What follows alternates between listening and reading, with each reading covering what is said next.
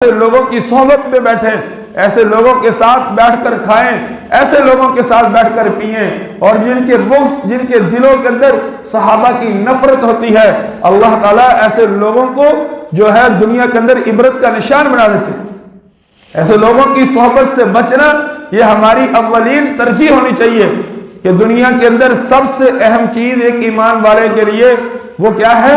ایمان کی محبت، حضور کی محبت، صحابہ کی محبت، اہل بیت کی محبت اور اولیاء اللہ کی محبت۔ اور جس انسان کو یہ نصیب ہوگی، اللہ نے اس کو سب کچھ دے دیا۔ یہ مال تو کوئی بھی انسان اپنے ساتھ نہیں لے کر گیا آج تک۔